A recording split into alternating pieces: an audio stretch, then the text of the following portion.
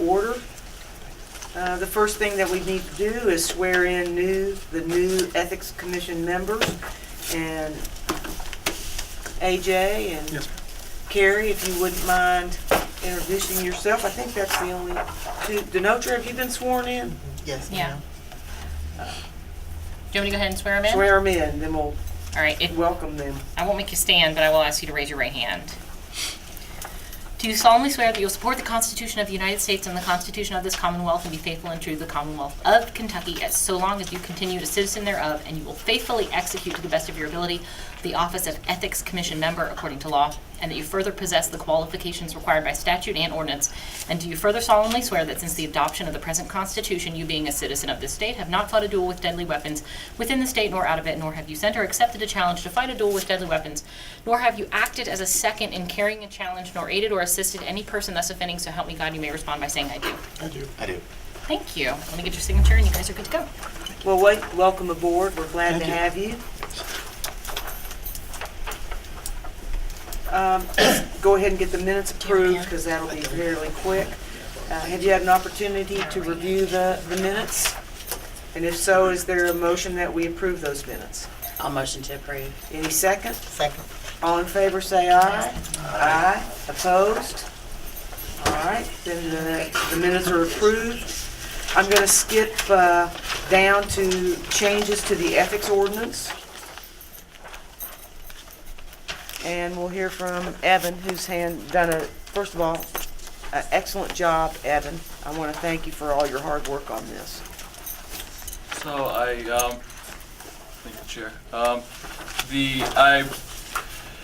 made a memo going through section by section so you don't have to worry about even looking at the red line, trying to make your job easier. So going by that, 25.1, title has no change. 25.2, as you see, that we added a paragraph. Let's see here. Trying to look for substantial changes. 25.3, there's no changes. 25.4, comprehensive plan committee was removed from the definition of agency. Special purpose governmental agencies were added to the definition of agency. And that's by statute, right? Yeah, Because that of there's a statute. Yeah. Let's see. Ethics Commission, part of the agenda today, involves contacting organizations identified as special purpose government entities in order to obtain their ethics codes. If they're more stringent than ours, they're exempt, but if not, they have to follow the Ethics Act. Qualified adult is added to the definition of family member, so that definition's in there. You can read it. Added a definition of financial interest and added definitions for private interest and qualified adult. Those are probably really important, yeah. private and financial. Yeah, that seems to be a substantial change to the Ethics Act. 25.5, this is where the financial or private interest used to be an interest in a business, which is in conflict with the proper discharge of an officer's or employee's public duties. The change now prohibits financial or private interest in a business, which is in conflict with the proper discharge. And as I mentioned, there's a definition of financial and a definition of private interest. Professor Connolly, how was an interest, just prior to the amendment, because you've been on this commission longer than I have, previously sort of construed? There had to be a direct financial It interest. had to be limited to financial, that's what I thought, okay. And then there's exemptions that were added to this section, including officers or employees who, by virtue of participating in the voting of an ordinance or resolution, do not obtain a financial gain to any greater extent than any other member of such business, profession, occupation, or group. And there's also an exemption for officers or employees who obtain financial gain for charitable organizations or nonprofit in which they have a private or financial. So 5 and 6 are brand new. Yes. And those are really important provisions. I've asked Evan, we probably need some research on these provisions because they're unique. They're rather unique provisions. So 5 and 6 are probably two of the most important substantial changes made to the Act. Wouldn't you say, Evan? Mm-hmm. Except for the penalties. Yes. There's a new section for official misconduct. That we fought for. No changes till you get to 2514, which allows for a supplemental statement to be filed with the commission when material change in finances occur, as opposed to the old version, which only allowed for an amended financial interest statement. There's a difference there, I imagine. I don't file one of those forms. Let's see. 2517 adds a new subsection at the end, which is J. 2519, which involves nepotism being prohibited. It adds qualified adult to the term relative, and as I mentioned in the definition sections, qualified adult is defined. Also adds qualified adult to subsection 6. No changes in the next sections until you get to 2525. It changes subsection 8 to allow the commission to impose one or more penalties as set forth in 2530 of this chapter. Before it explicated what the penalties were. The 2530 is substantial. It differentiates penalties based on whether the violation was intentional or unintentional. New section explicitly allows the Ethics Commission to impose one or more of the penalties provided in this subsection. So that's interesting. For those violations that are unintentional, that have been voluntarily corrected prior to the action by the Ethics Commission, notice of mootness shall be issued. I'm going through these because it's totally new. For those violations that are unintentional, but the result of good faith misinterpretation, a letter of technical violation or a letter of reprimand should be issued. Violations that are intentional, acknowledged, and rectified prior to any action by the Ethics Commission, you can issue a letter to cease and desist, and issue a letter of public reprimand, or issue a letter of formal censure, or issue a recommendation to the correct body for removal, training, or remediation. Let's see. There's also changes. The old act defined basically what the statute for official misconduct in the first and second degree were. Now they just changed it to the statutory provisions.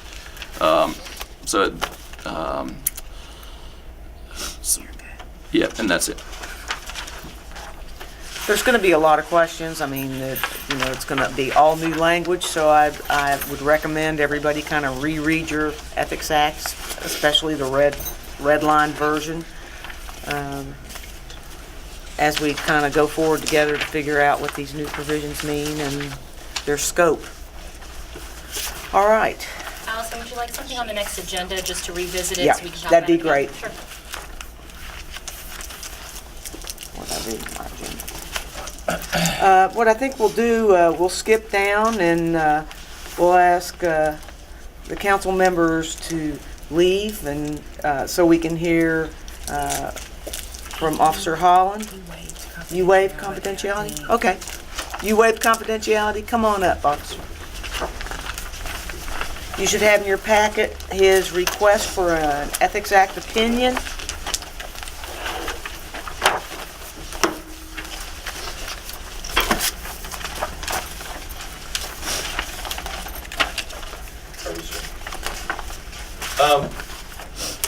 What I would like to do, I've done many community projects over the past year, and one of the things that I've run into the most is donors and companies that want to donate, but they want to do through a nonprofit organization, and I've never been able to find one. The one, this last two projects, I did two extreme home makeovers on DeForest Avenue, and I had to utilize one in the Basketball Cop Foundation in Gainesville, Florida, because it didn't fall kind of under the umbrella that the Lexington Police Foundation or the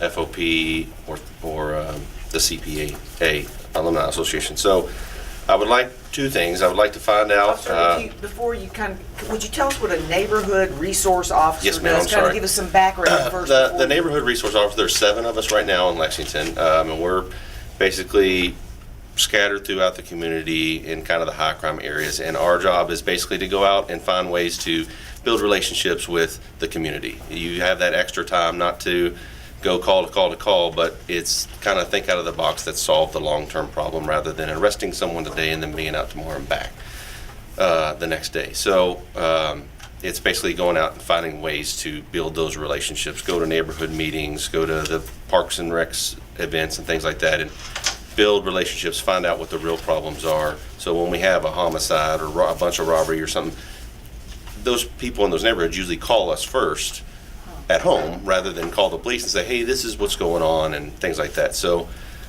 through the past year that I've been in this position, I have found that doing projects bring more people out from different parts of the community to work together in order to make that community better.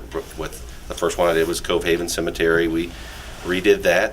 And even with that, there was donations that a councilman gave that needed to be through a nonprofit organization. So that's always been what we don't have. I've missed out on these home makeover projects. I mean, there's companies that I partner, over 50 companies I've partnered with, and you know, there's $5,000 donations, or furnaces in Florida, companies that want to give these things, but they want to give them through nonprofit organizations. So I've missed out on those. So now I've partnered kind of with BIA. They are going to build a house for Maya Catching. If you know her story, she was the 11-year-old, now 12-year-old that's paralyzed. They're going to build her a brand new house. So I have all of these companies that partnered with my projects that want to help with that.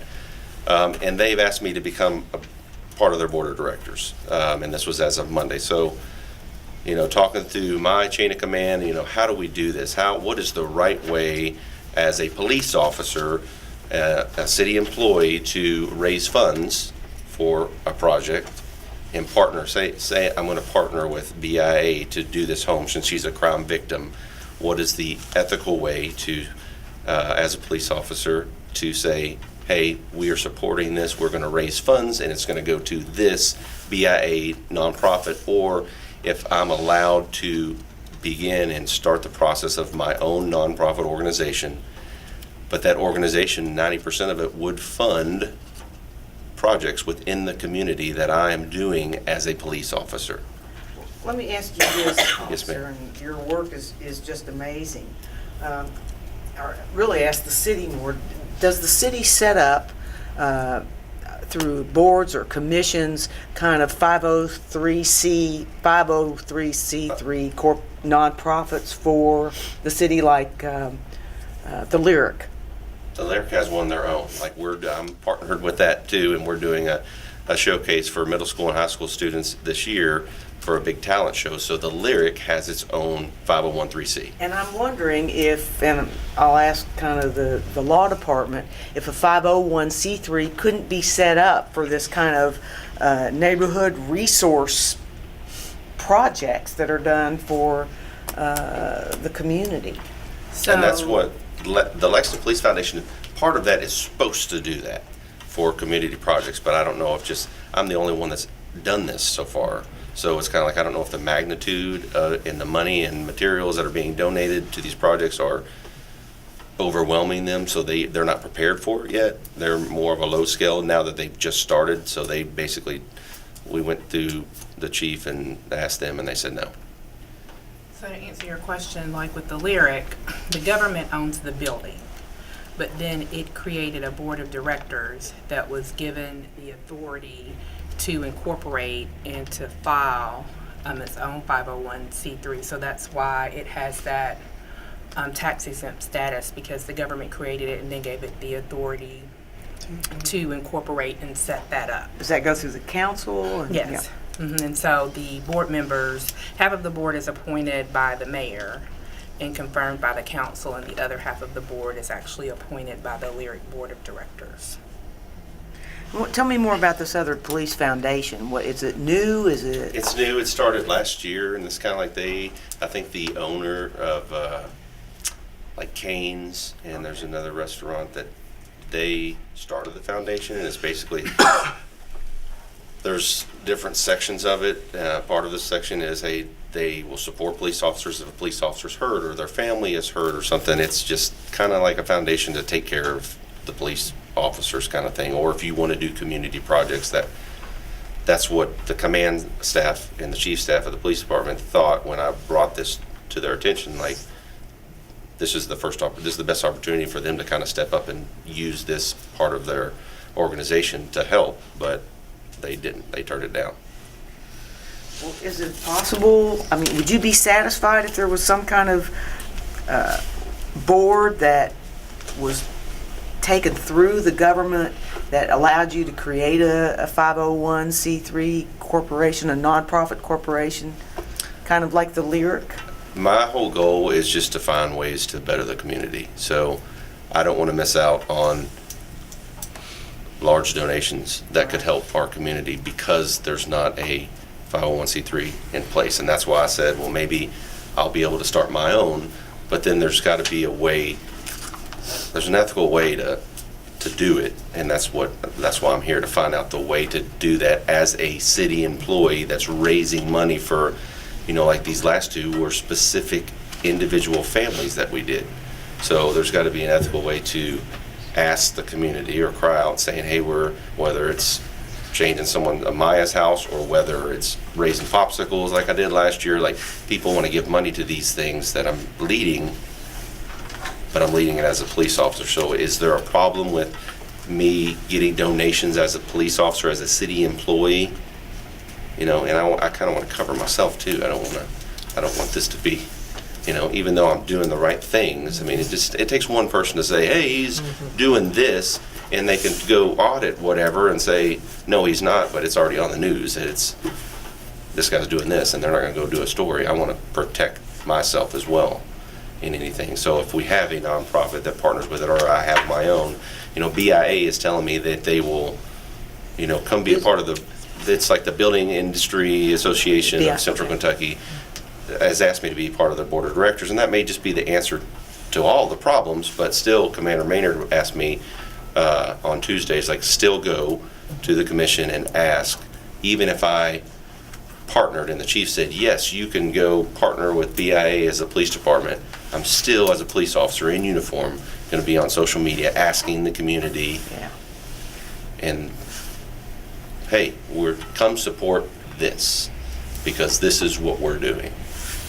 And it won't be that case in every situation, because the chief may not approve something that I want to do tomorrow. But with my own organization, I would be able to not only fund and take donations for the projects that I'm doing, but also other things that are going on in the community that, there's Officer Cobb has his own organization that goes all over the nation after disasters and takes care of the first responders months after, and he's ran into the same problem. There's no nonprofit organization for him to take donations in as well. So it won't just be for things that I want to do. It will mainly be those things.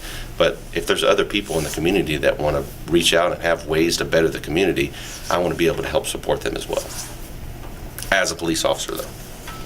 Because that's what draws in, that's the whole reason we have neighborhood resource officers, to have those connections. So I have those connections with other police officers that do this across the nation, and their social media followers follow me. So there will be people from all over the nation. I've had people. So we could have 7 independent 501c3 No, just one. nonprofits. Right. Well, if there's 7 resource officers But not all. I'm the only one that does these projects right now. right now. But others may want to do that. But if we have one, then that can be utilized for, someone like Officer Cobb now, after I've done these houses on DePores Avenue, has gone over to Florida Street and found another mother that needs help, and he wants to go over and clean up the house and things like that. And that could be something that I said, hey, we're going to go over and clean this house, but we need to raise $1,000 in order to buy us cleaning supplies and stuff like that to go over and do that. And I would have that, if I had a company that said, hey, I'll give you $1,000 for that. I could go through the nonprofit organization, they can write it off on their taxes, and no one's taking it in personally to go do that. Would it be all volunteer or salaried employees? It would be salary in, what do you mean with Or it? would you have salaried employees? The only salary employees that were working on projects, Or through the nonprofit? it would be all volunteers.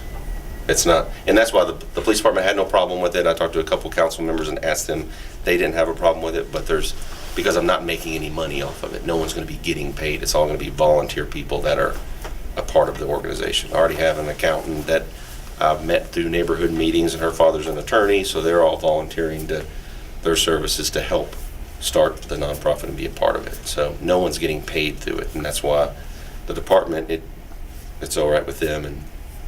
But there's a way, as being a police officer, taking money to fund, even though you're doing the right thing and funding projects that help. Well, my question, I'm probably 2 or 3 steps behind, but what is the specific impediment to doing this? I mean, I don't even know, what is it that prohibits you from doing this in the first place? Is there a specific rule that prohibits this, that we're looking at whether or not he can qualify under the rule, or is this just an open-ended idea? I mean, that's my question. Is there a... I'm sure there's a rule and no one knows what it is on the police department, to be honest with you, because that's the way I've been doing it. I have a project for Mr. Sykes, and we probably put $70,000 into doing his house, and Mrs. Clark's was probably another $70,000, and that was through grants that I got and people donating money to a GoFundMe account. So, Well, my experience in these things is that I would understand that we would have a limited jurisdiction to make a determination as to whether or not something is a violation of the rules that we enforce. And if it's not, that I don't know that, can we sanction something one way or the other? If it, is there someone taking the position that you're not allowed to do this? I just think no one knows, and we want to make sure that we're doing it right, and if we're not, we want to correct it and do it the right way. And the easiest way to do that is have a nonprofit organization that the money is funneled through, or the materials are funneled through, that they are responsible for, and not me or the police department as a whole, and or the government and things like that. Can I ask a question? Yes, ma'am. Is it, okay, so you start this, you're a resource officer, Yes, but ma'am. you want to do this separate from the responsibilities that you have as a resource officer? That is my responsibility. Not That's why necessarily. I'm a little confused. The responsibilities is find ways to bring people together. Yes, yes. From different parts Yes. of different walks of life, and that's what I did. I mean, now I worked on and off duty during these last 2 projects doing things, or even, that's my duty time. When we did Cove Haven Cemetery and redid that whole cemetery, it was volunteer time of mine and on-duty time. So have you talked to the folks at the police department where you already have one? I know you said it's new, and have you tried to expand that or talk to them I about did not. maybe? The chief staff did. The Chief Barnard and Commander Wright and Commander Maynard all talked to them, and they're not. Interesting. I just think this is the idea of we want to have as our foundation, Yeah. but they're not ready to do that.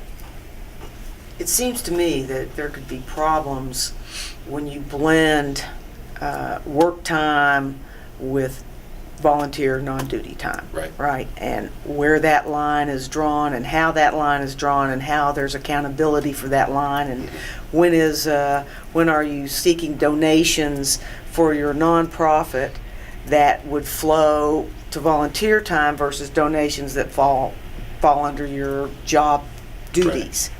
So I guess it seems to me the cleanest thing to avoid any problem at all would be to talk to the law department to see about the possibility of a kind of government-sanctioned lyric theater community resource Right. 501c3, where the money would flow in, the government could account for it, it would all be, work time where this would be spent, and there could be no ethical problems, accountability problems that might fall, and there'd be no appearance of impropriety at all. Right.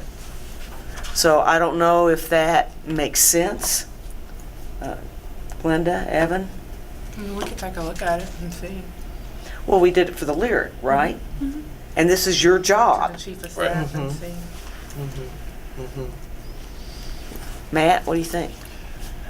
I guess I'm trying to figure out from an ethical standpoint, I understand that's a way of doing it, but right now, as this idea is presented, the big concern that I would have is the potential profiting or have any, somebody profiting that's a family member otherwise prohibited to economically profit from this particular type of donation through the nonprofit organization.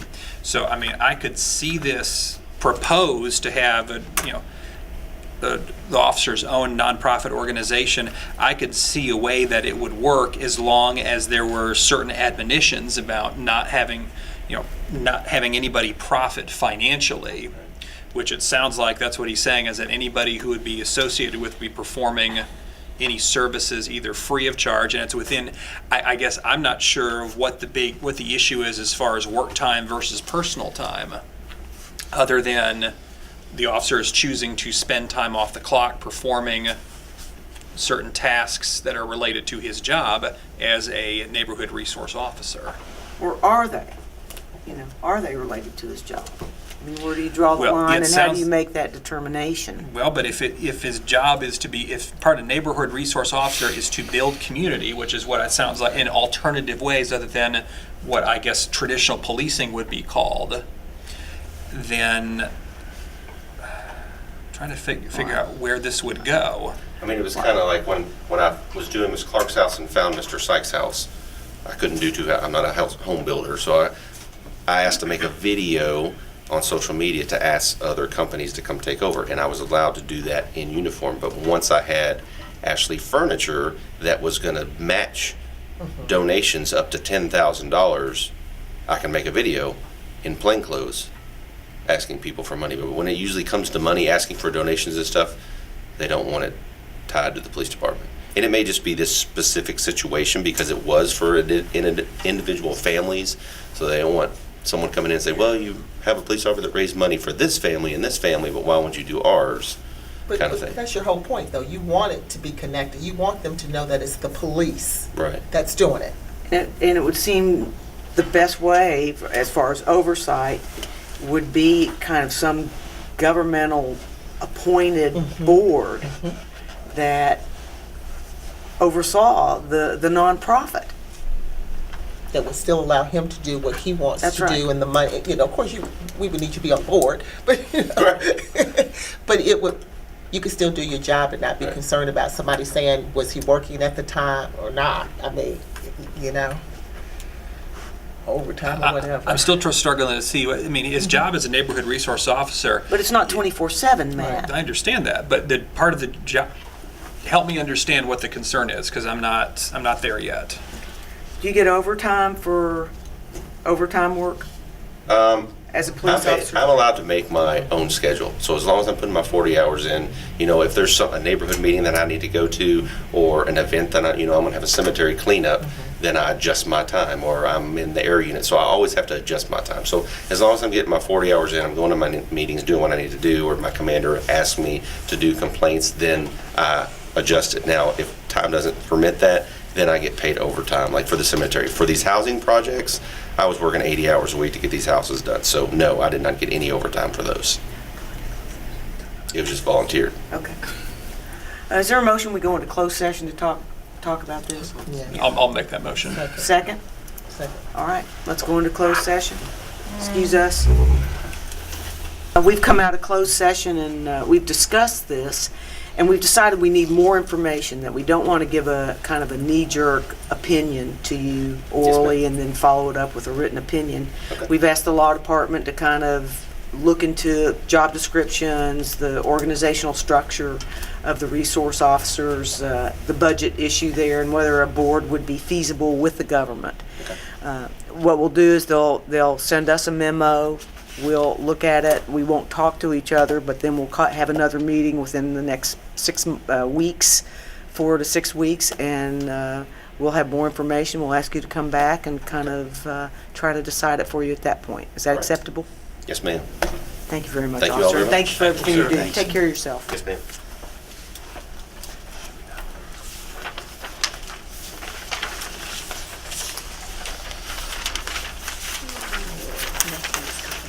Yeah, all right. Confidentiality has not been waived on our So would you like me to go ahead and turn the cameras on? on AO 2018-2. So is there a motion that, thank you, is there a motion that we go into closed session? So moved. Second? Second. All in favor? Aye. Opposed? We're in closed session. A report on the ethics tip line. I mean, you got the information. We don't have Glenda? anything specific to report. They're still coming in. So the tip line is, working. We have some that are still outstanding. Yeah, I noticed that. Just sometimes it just takes a little time to get these done. For the month of September, you don't have October or November? Where are we? October, November, go Oh, I back in see. the packet. Yeah, It's- go it's- back, it's- yeah. they should be since I have them in the wrong It's your order. last meeting, there's a bunch in there. But none of them relate to chapter 25. So they're all things relating to our own internal policies. So there isn't anything to bring forward to you all. All right.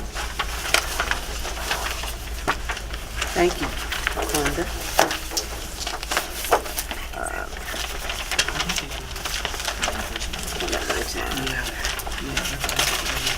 Our next thing is the special purpose governmental agencies. This is one of the things that, reason why the Ethics Act was changed, because the legislature a couple years ago required these special purpose governmental agencies to have ethics codes. And they're required either to have a code as strict as ours. They can have their own if it's as strict as ours, and if they don't have their own, then they have to adopt ours, or the LFUCGs. Evan's been doing some work on this, and he's identified at least the boards that it'll apply to. Well, yeah, so we sent the letter out, and I have a copy of the letter if you guys want to see it, asking for their Ethics Act. There was 11. I sent them to 11 special purpose government entities. The Airport Board, Bluegrass Water Supply Commission, Fayette County Extension District, the Housing Authority, the Library, Transit Authority, Community Action Council, Bluegrass Area Development District, the Convention Bureau, the Fayette County Extension Bureau, and the Lexington Fayette County Health District. And we got a whopping 4 back. So they're very, very good. When you say you got 4 back, you mean 4 ethics acts back from them. Okay, 4 out of 11 actually have their own. No, in my letter, I asked them to also let us know if they don't have one, and so basically 7 people just didn't respond. Okay, so the 4 people who did respond said So the Airport Board and the Lexington Public Library they adopted something that basically 2009 version of our Ethics Act, which they just haven't updated it yet. And basically, from what I found, we're more stringent in the fact that ours now has the qualified adult language of family member, while theirs doesn't. So that would necessarily mean that for those provisions that say that no family member can do this or that it also includes a qualified adult, which would be is defined in our act. So that would be something that would be different. The rest of them, any of the provisions that we've made since then have made the Ethics Act, when I found, less strict. So it ends up being a wash. And then Lextran says that Lextran does our Code of Ethics, which isn't our Ethics Act. Our Ethics Act is obviously multiple sections, much bigger. So ours is more strict. I think the Ethics Act is more strict than the Code of Ethics. So are you saying the Airport Board's a wash? Yeah, Airport Board and Lexington Public Library, except the qualified adult language. Okay, which they're going to add? Which we would have to either request that they add or say that you have to follow the Ethics Act. Okay. In the next meeting, will you make all those ethics, the boards, everybody's, just so we can take a look at it? And if you guys want me to, I can send another letter to the... I don't think a letter will work. Okay. I think we maybe do a notice to appear. Okay. And once we set our next date, and if they will not have to appear if they send us their act or say they don't have an act. Okay. So, does that suit everybody? That's fine, yeah. And then there was one more, to the Bluegrass Water Supply Commission. In a letter, they said they followed the, in quotation marks, I put in quotation marks, LFUCG ethics code, which I took to mean the code of ethics. So there's also the same as Lexington, which isn't the Ethics Act. So those two will require us to tell them that they have to follow the Ethics Act. But like I said, the Airport Board and Lexington Public Library, they basically follow it anyway. So I imagine if we just tell them to please update it, they probably would, because they already follow it. And they basically follow it. Would you agree with me that we send 2 letters to the Library Board, the Airport Board, that they update their act within, I don't know. Can we, I mean, it seems like we need to ask them what their, You want to see it, maybe we should I'm see it just before. not sure that we have the power to tell them what to adopt, but we can ask them for their copies of their respective ethics codes, and then assuming either they have one or they don't, or they have one that's more stringent or less stringent, but no matter what they have, ours applies unless theirs is more stringent. But I don't know So, that they necessarily need to adopt, that we have the power, I guess, to force them to adopt a certain ethics. Well, I think we'd have to put them on notice that ours is more stringent, so ours would control unless they took Yeah. these steps, Yeah, and that's then what I they was would have thinking, their yeah. own. Yeah. Does that make sense? Yeah. Because obviously they've tried to comply. They just might not have noticed that we in 2000, right now 17 we updated, and I think there was another change closer to 2010.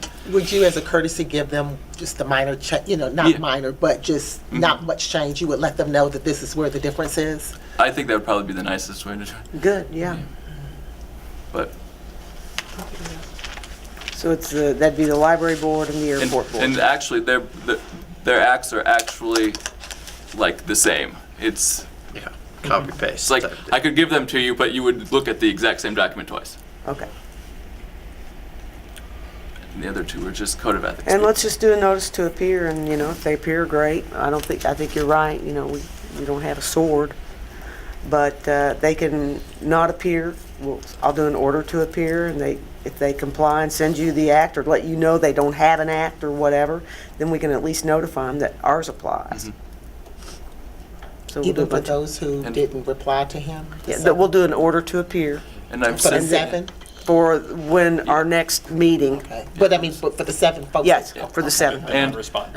Okay. And before I sent the letter asking for their own, we sent them a letter providing them our new updated Ethics Act as well. So they have our updated Ethics Act. Ah, So, okay, that was smart. yeah. I think that was part of the can't remember this. I think it was part of the statute that said that within so many days of updating your Ethics Act, you have to give it to every special great. purpose government entity. All right, and then I guess the last thing, is there anything else? Financial statements updates? Super brief, we sent out the letter on time, as we should have. A quick update for the next meeting, we're gonna be following up. Last year, we decided as a group to change our process a little bit. Normally, we go a little bit softer on people who don't turn theirs in. We changed it last year to do a simple letter that was yellow and red, and it worked amazingly well. We got them in at a faster than we ever have, and everybody turned theirs in. So just to follow up for next meeting, if we have any stragglers by the due date, I suggest that we try that again. Some people weren't happy, but they turned theirs in.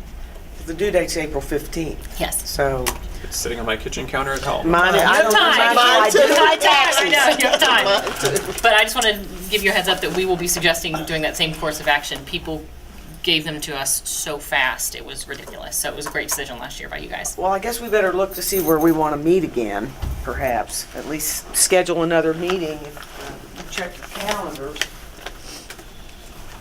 you want me to send everybody some communication, or are we checking right now? Everybody's checking right now? Yes. Okay.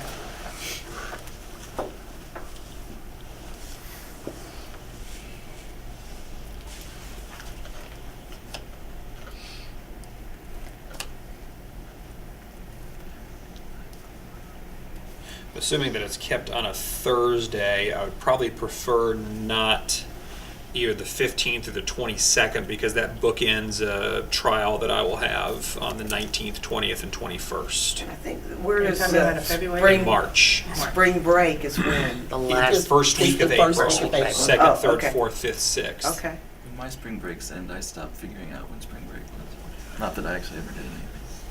Of course. Yeah, right. I didn't. But you went to Panama party. Hard. How about the 22nd? Does that suit everybody? I'm sorry, what month are we in? March, 22nd of March? Just as long as it's not the 14th, because that's my birthday. I Or could- the 29th? I prefer the 29th just because 22nd is probably catch-up day Okay. for me. If that's okay with everybody 29th, else. Carrie? AJ? And that's what we'll be sending the special meeting for, The 29th for of Officer March? Holland. Yeah, hopefully we can get the information that pretty good time lead out. Evan? Sounds good to me. All right. Just if you needed me to do some stuff in anticipation of that meeting, I don't get back until the evening of the 28th. I'll be gone for a conference. But if that's okay, that I would be gone those 3 days leading up to the meeting. It seems like there's enough time out that there probably shouldn't be a rush up to have you do anything. What is I would this? think. This is the 1st of February. So I don't want to get too far past the 6th, what I told the officer. So let's keep it the 29th. I think Okay. it'll be all right. You think it'll be all right? And, yeah, yeah. And Evan can take care of us too. Yep. All You right. have it. So 5:30 here on the 29th. We'll set an agenda before, so we know because once it's a special meeting, that's the only thing we can talk about, whatever's on that agenda. Is there a motion that we, what? Nothing, I'm just looking at my finger to the page, I'm cool. Oh, adjourn? So moved. Second? Second. All in favor? Aye. Thank you all for coming.